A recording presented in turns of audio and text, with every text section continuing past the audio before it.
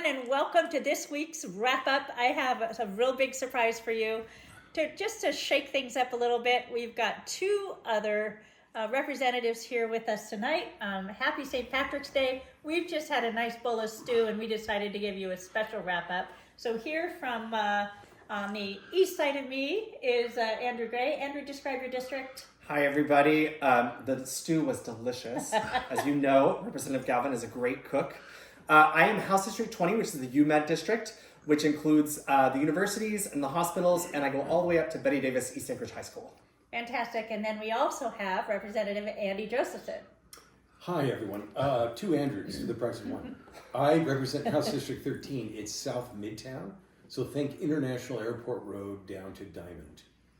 Yeah, okay, so let's make sure we cover the biggie in the room, right? Everybody's talking about it.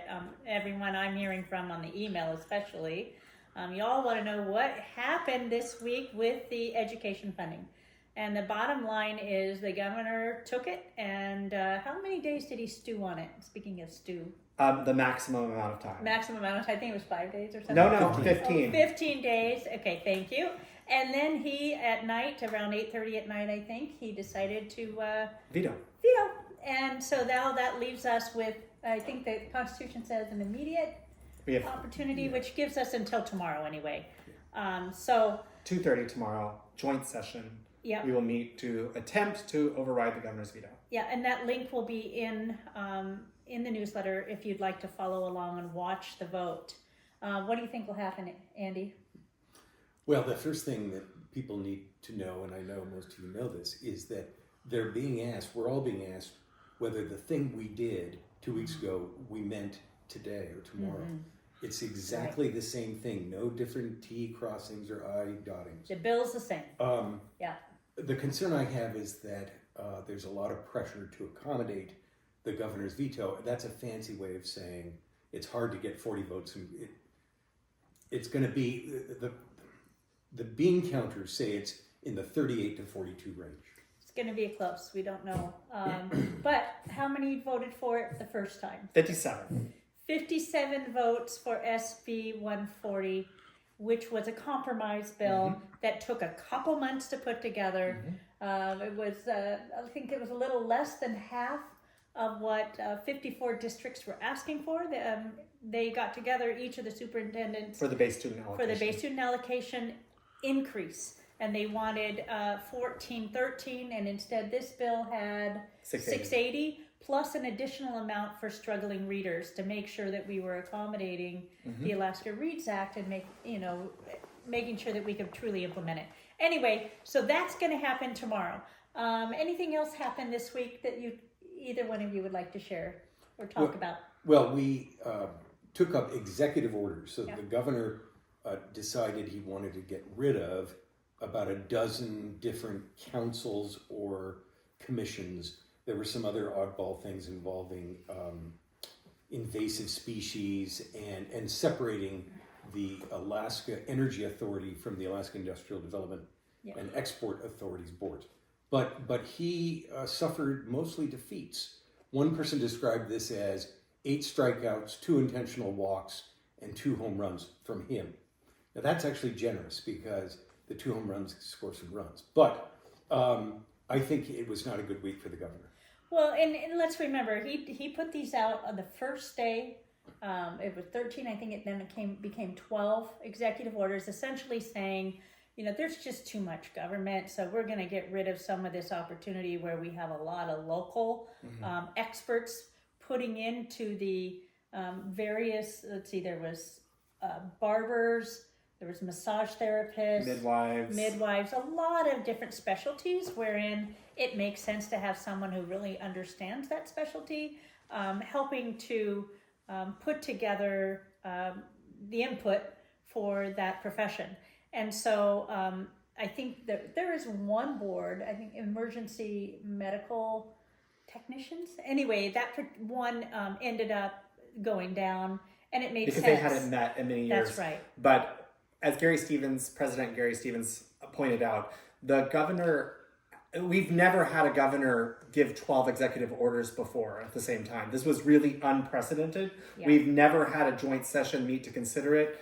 Ultimately, The governor was legislating, and that is our job. Right. And I think by 8 of them going down was showing that we would like, all of these executive orders could be brought forward as a bill. Yep. The governor brings forward bills all the time. And we These should expect have- one, yeah. I think one is already on the road. It's the one where we're separating ADA and AEA. And it makes sense. Mm-hmm. So anyhow, that's something that took place, and it was a big deal this week. We also know that the governor may have more EOs. He did mention when he dropped those that he was going to drop several more during session. We haven't seen any others, and maybe this was a message that, perhaps we'd like to see them in a bill form instead. So anyhow, that is another very big activity this week. And let's see, anything else that we think may be coming up? We know that the VTA override is going to happen. There is a bill coming up that's related to emergency location, cell phone location. That we're debating on the House floor right now. And this is a bill sponsored by Kronk? Or Representative Rauscher. maybe. Craig Johnson. Oh, is it Craig Johnson. Yes. Okay. Thank you. Somebody knows. Someone, yes, Thank it's a you, Craig Andy. Johnson bill that this would allow if someone were kidnapped, that the Yep. location data could be shared with law enforcement. From the carrier, Correct. those who are providing, so whether it's GCI or whomever it is that is providing for that person who's missing, they will be obligated if it's proven that it is an emergency. So that's a big deal. And the bill all sounds great, and it certainly has some good features. But there's concern from, for example, the ACLU, and conservative Republicans also share the concern with privacy rights and what is this data really for, and how long will it be held, and who curates it, and all those sorts of things. Yep. So we are doing our due diligence.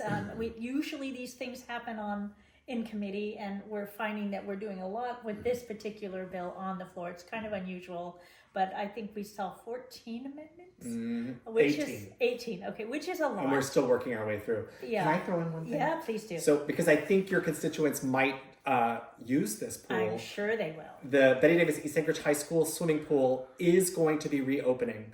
Woohoo! Yeah, it's a big deal. Very big deal. The YMCA is taking it over. My office is in very close contact with the YMCA to find out the details. I'm going to check in with them again tomorrow, but just stay tuned because that pool will be back online in the very near future. And I want to thank Representative Gray for this, because he has kept this on his radar with every communication. He does not let it down. He is fighting like a dog on a bone, and I'm so grateful for that, as I'm sure you are as well. So kudos to you, and let's get swimming. I think that's so great. If you have any questions of me or of Andrew or of Andy, I'm at 907-465-3875. Do you happen to know your... 907-465-4940. And 907-465-4939.